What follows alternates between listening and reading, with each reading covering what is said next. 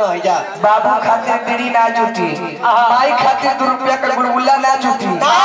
वही अगर कहीं मेहरारू कहीं कि ए जी काजी सुनतने सुनाई सी की कहैले सुनाई सी की कहै छी कहाँ जाई सी बाजार जाई छी।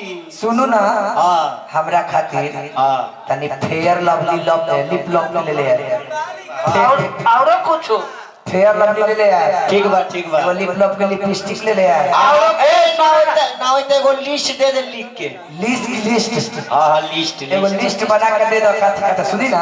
हां गुप्ता स्वीट में से 4 गो छेना वाला मिठाई ले ले गोलका की लमका जे अच्छा लगी से रसमालाई ले ले हम 4 गो। अच्छा ठीक बा करियकवा पन्नी में उजर का पन्नी सुनी ना हमर सैंडल टूट गइल बा ए ना होई त करियकवा पन्नी में रख दे आंख में दबा के ले जाए। अब बेटवा जाइए बाजारे से दुकानदार मिठाई वाला कह कि भाई जी करियक्का पन्नी में दी हो न तो कोई देख ले तो शिकायत करे। ए हां करियक्का पन्नी में लेके आई आ घरे चुपे कोठरी में जाके सुनाई सा की कहै छ चुप खा लो जा ननकी छोड़ा देख ले अरे देख ले खाई चुपे खा ला पन्नी जे है से रखौला पर फेंक दी।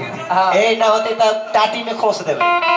बताए माई के फेंकाता कब जब माई के अंदर घोटात नहीं खतम। हां माई के प्राण कर बा बेटा हमारा विदेश बा हो गई कि ये बबुआ अब माई लागत करे कि नाजी है जल्दी से आवो। ए ना होई त वीडियो कॉलिंग दिखा दो वीडियो कॉलिंग दिखा दो पेमेंट मिली त गाड़ी धो लेम।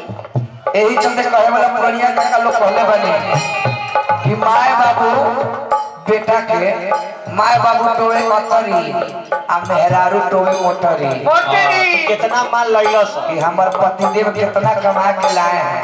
आ चुप पे सावन के महीना आई तो सावन के महीना में कान्हा पर कांवर लेके आ तब 105 किलोमीटर देवघर जाई मंदिर।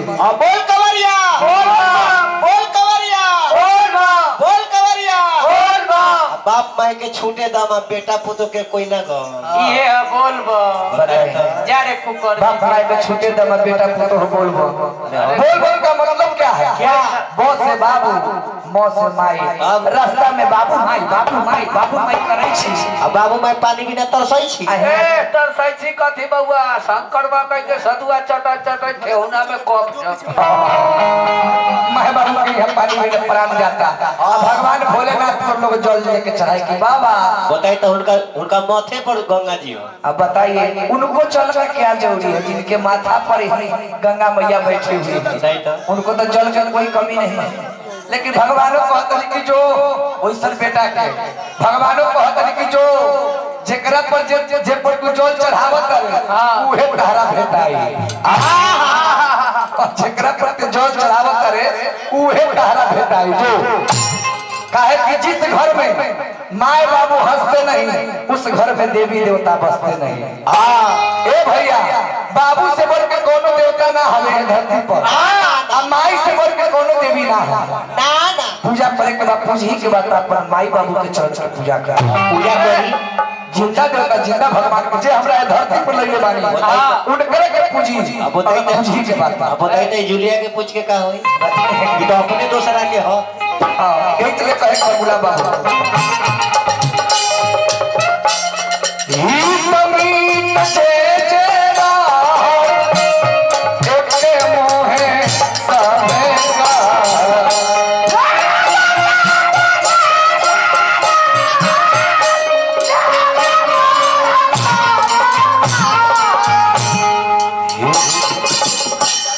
हितने कजे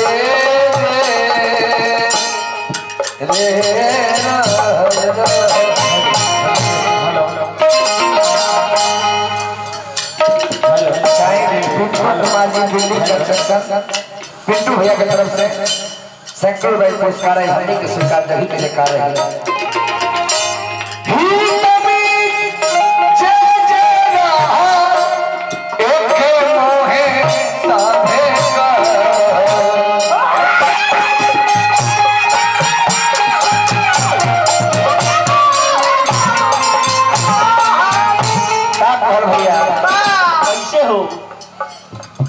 मैया के तना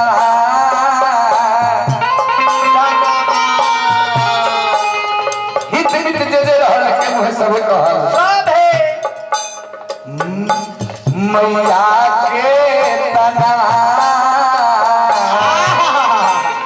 अपने बेटावा हमारा झाड़ लाएगा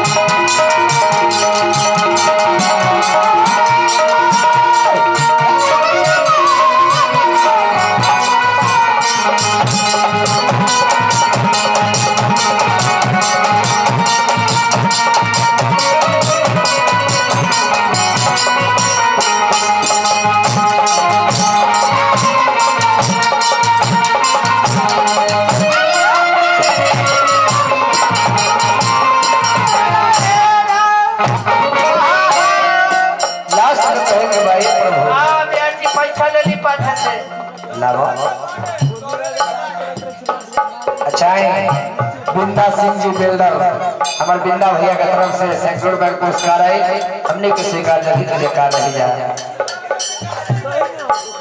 भाला पूरा करब कमाई काहे लागी कलाए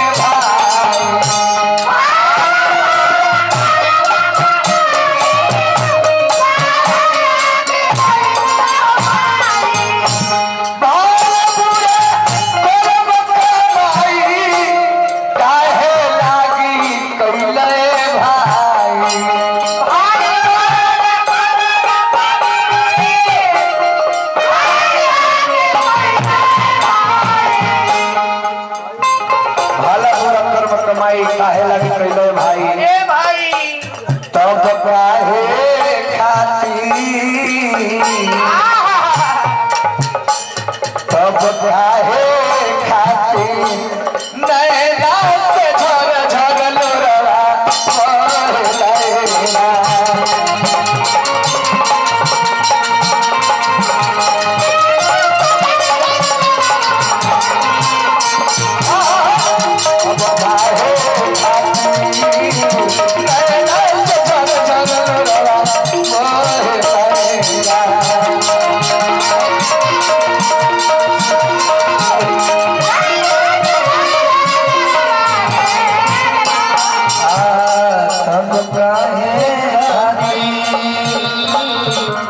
लैला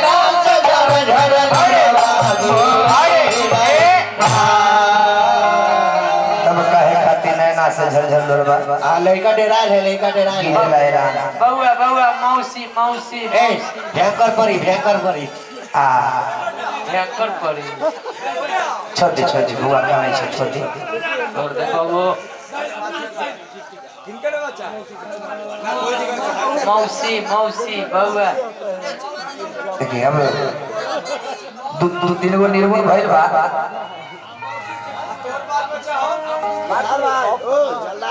दो तीन गो निर्मल भइल